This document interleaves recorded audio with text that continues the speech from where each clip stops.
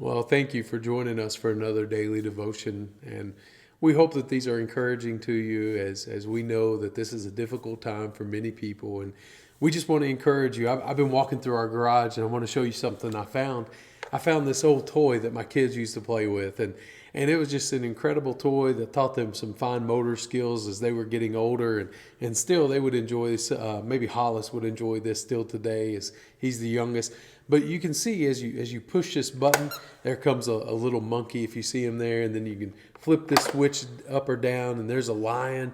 And then suddenly you turn this one and there's an elephant. And then you flip this one to the side and there's a little frog that comes up. And so what's incredible about this, you give this to a kid and there's so much awe and wonder in it. And they look at it and they see it and they start playing with it. And then suddenly they realize that when they push the button, oh, here's an animal. And they may be shocked by it. They may be fearful of it. They may just enjoy seeing the beauty and the majesty of it. And they may wonder about it. And then they figure it out and they start doing it more and more and more. And what it reminds me of is life. Because of this, we never know what will happen next in our life. And for us, if we're honest, some of these things that pop up in life, like this virus has done for us, they take us so off guard that we can be shocked, we can be scared, we can have a lot of unanswered questions, and we don't understand how all this came to be. But you know what's interesting about this? Though this may have scared my children the first time they played with it, or though they may not have known which animal was going to pop up next, you know who was not surprised is Fisher Price.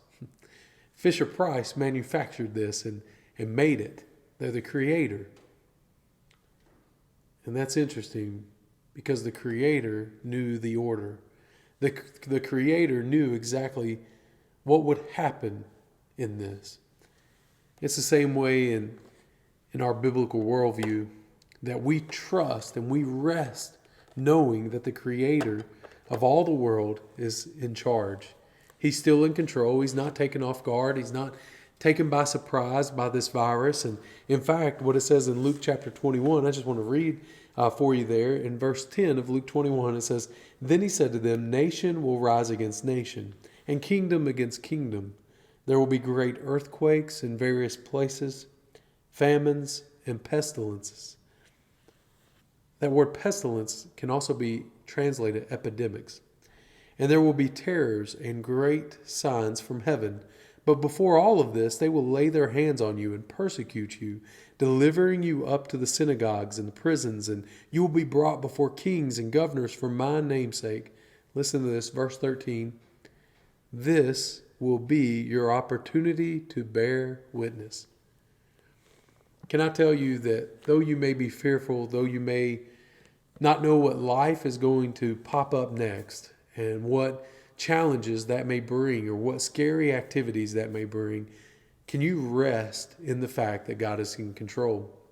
I hope that you know God well enough to know that He is good, that He is sovereign, and that He is working things out for your good if you love Him and are called according to His purpose. That's His promise from His word. And then also, I want you to know that He saw all of this coming, and then He says in verse 13 that this will be our opportunity to bear witness. What kind of witness are you bearing during this? I hope that you are one that looks on the optimistic viewpoint, that because Jesus has overcome the grave, that you look with a great optimism, knowing that this is not your home, this is not where we reside, this is just a passing through, and that our home is actually in heaven. And so since Christ has defeated the grave, since He has risen and defeated death and sin and shame, then we have a hope that goes beyond anything that could happen in this world. And so I hope that you're optimistic. I hope you're not what one person said about a pessimist, and that is that they are seasick in every journey of life. And I think that sometimes people are just that. But another thing that I have learned from this is that sometimes life can treat us in this manner, and we can get so frustrated with life. And I think it's important for us then to go back to the Word of God and see what Paul writes to us again. And he writes to us something incredible here that you see on this little display here, that there's something that is pressed. Sometimes life can push our buttons and make us upset and get us to react and be a reactionary people instead of trusting in God. Another one is that this one goes up and down, and some people just know how to come along and flip our switch upside down, don't it? I mean, they just know how to get to us to the point where our switch is flipped. We lose our cool, we lose our composure in all seasons and circumstances and things like that. Or maybe you just feel that life is leaving you twisting and twisting and twisting, and you can't understand why life is not working out. Or maybe there's some of you that just feels like you get thrown from side to side, back and forth, side to side.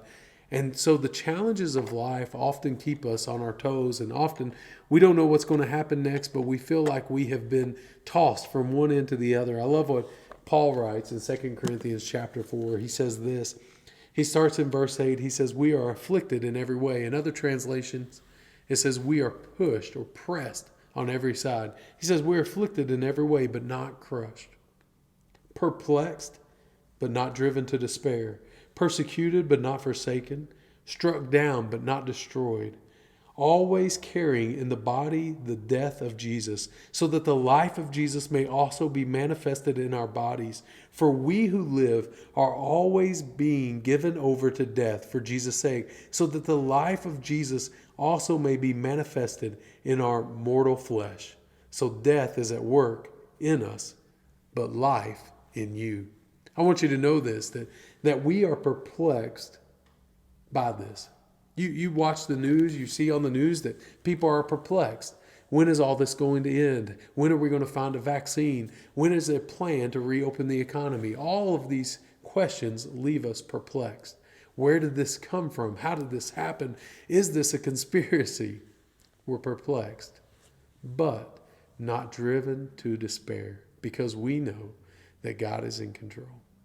That God is working things, and what thing people mean for evil, God is using for good. So I just want you to rest in the goodness of our God and know this, that though death is all around us, life is working in us.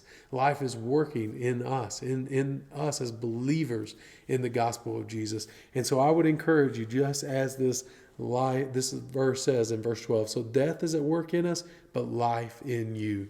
And so I just hope that you would take this into consideration today. Be at rest. Know that though we are perplexed, we are not driven to despair.